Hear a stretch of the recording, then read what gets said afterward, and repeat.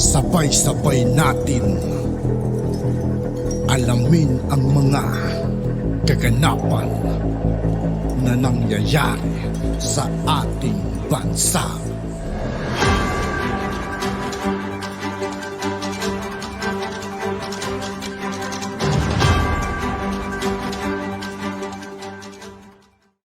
Yo, what's up mga kaibigan? This is I2K po again. Ngayon nandito naman ulit tayo sa channel ni Kapatid Aveneds. Dito naman ulit tayo magbibigay ng komento at reaksyon. Pero bago ang lahat ng yan mga kaibigan, sa lahat ng hindi pa nakasubscribe kay Kapatid Aveneds, mag-subscribe na po tayo. At huwag nyo rin pong kalimutan mag-subscribe dito sa aking channel. Simulan na natin mga kaibigan, let's go! Ang tunay na istorya tungkol sa paggagancho at panguuto ni Cory Aquino. Nga pala mga kaibigan, para to sa mga kaibigan, tungkol ito sa kasaysayan na nangyari sa Pilipinas. Sa Guinness Book of World Record, magnanakaw at mandarambo. Yan yung laging paratang sa ating mahal na Apula kay mga kaibigan. Yan yung laging lang ibinabato, ibinibintang, di ba? Lalo na yung mga ABS-CBN mga kaibigan.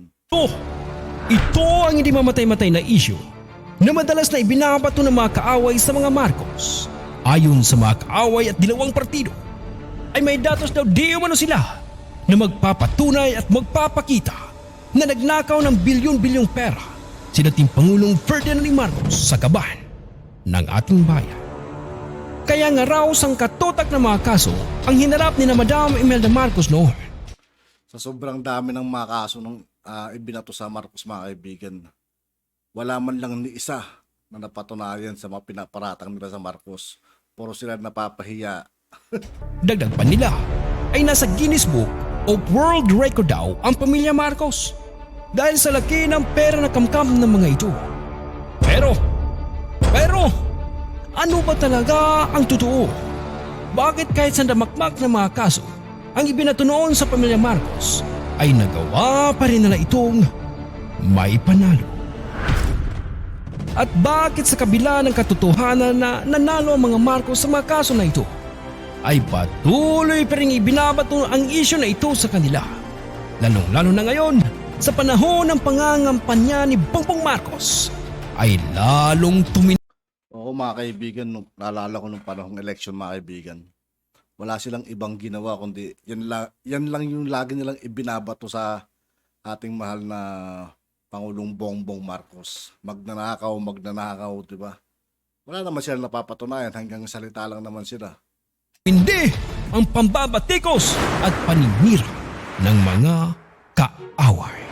Idagdag pa ang isang record sa Guinness Book of World Record na di umano ang mga Marcos daw ang may hawak ng record para sa pinakamalaking korupsyon na naganap sa buong mundo.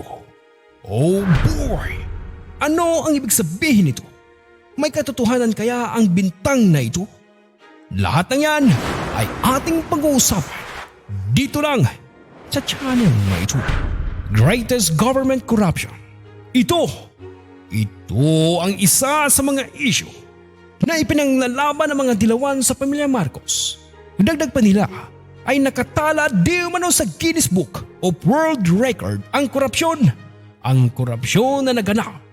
Grabe ginawa ng mga media sa kanila mga kaibigan. Ano? Talagang nilagay pa sa World Record para lang siraan ng pamilya Marcos mga kaibigan. Grabe yung mga ginawa ng mga Aquino sa kanila. Sa panahon ni dating Pangulong Ferdinand Marcos. Pero, teka, balikan muna natin ang mga pangyayari sa ating bansa nang mapalitan ni Cory sa pwesto si Marcos noong 1986. Alam mo ba na kahit hindi nanalo sa ginanap na stop election noon si Cory, ay nagawa pa rin ito na maagaw ang kapangyarihan ni dating Pangulong Ferdinand Marcos. At ang una nitong trabaho, pagkaupo niya, ay ang paalisin sa Pilipinas si dating Pangulong Ferdinand Marcos at ang buo nitong pamilya.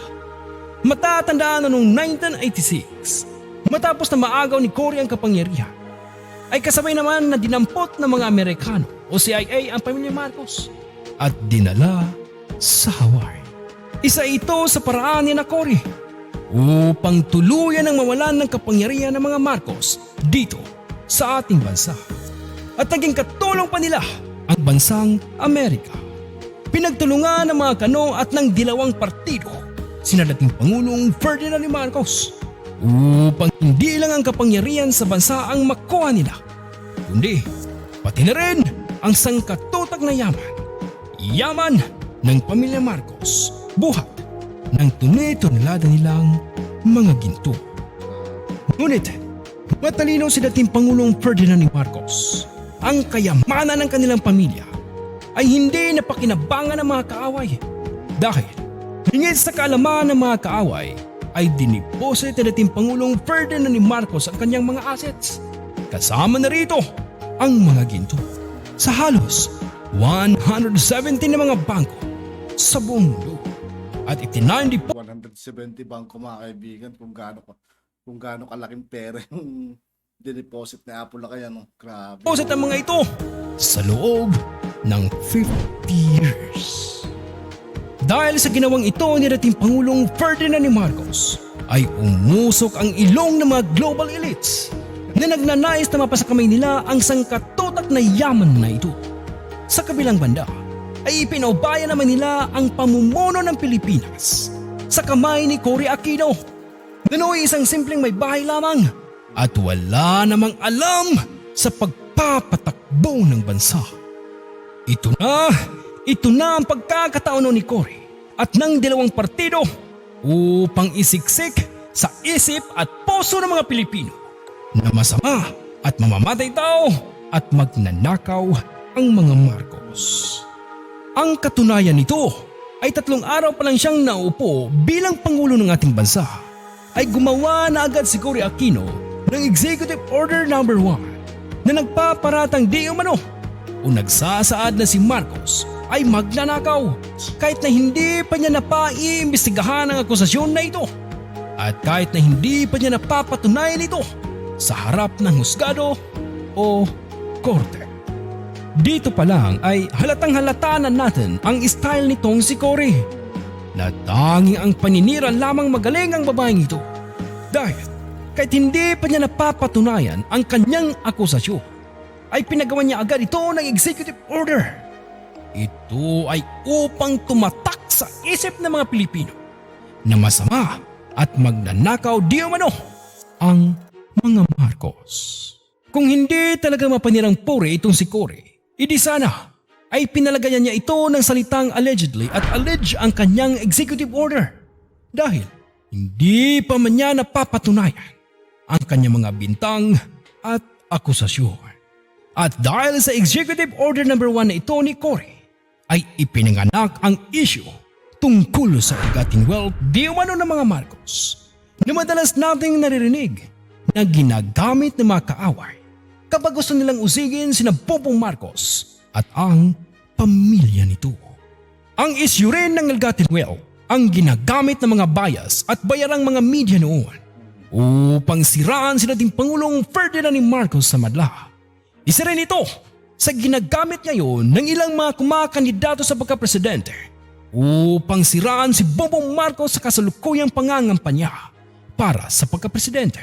Ibig sabihin, ang tanyag na Marcos ill-gotten wealth ay gawa-gawang chismis lang ni Cory Aquino na pinanawalaan naman Kumbaga walang katibayan mga kaibigan yung paratang wala talaga itong mga Aquino na to.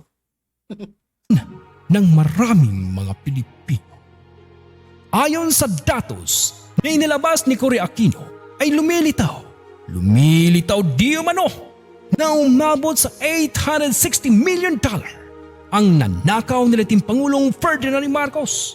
Ang datos na ito ay inilabas nila kahit pa wala naman silang katunayan at ebidensya na nagnakaw si dating Pangulong Ferdinand Marcos sa kaban ng bayan. Pagkalipas ng 2 buwan, matapos ilabas ni Cory Aquino ang Executive Order No. 1, ay katakataka na tinanggap at ginawa itong main source ng Guinness Book of World Records. Kaya napasama ang pangalan ng dating Pangulong Ferdinand Marcos sa mga pinakakurap na tao sa buong mundo. Nakakalungkot hindi nga ba? Kung iisipin, ay talagang magtataka ka. Bakit kaya ito tinanggap ng Guinness Book of World Record? Gayong hindi naman ito napatunayan sa korte. At wala namang matibay na ebidensya na nagsasabi na totoo ang bintang na ito. Mga minamahal kong kapatid, anuman ang dahilan ay mali pa rin na ilagay ang pangalan ng dating Pangulong Ferdinand Marcos dito. Dahil wala pa namang nagaganap na trial noon na nagsasabi na totoo ang mga bintang na ito ni Cory Aquino. Dahil ang trial ay ginanap sa taong 1990 sa International Court sa USA, kung saan binatuhan ng 1,000 kaso ang pamilya Marcos. Ang lahat ng panloloko at masamang gawa ay may katapusan. Tulad na nangyari sa mga Aquino, mabuti na lang at gising na ang karamihan sa mga Pilipino. At iniupo natin sa kapangyarihan si Pangulong Duterte na siyang luminis sa naiwang kalat at dumi ng naiwang mga palpak na administrasyon. At yun nga po mga kaibigan, dito po nagtatapos ang ating reaction video. Muli ako po si I2K ng Sundalo ng Dunggalo at 811. Maraming salamat sa patuloy na pagsuporta. Yeah, peace out.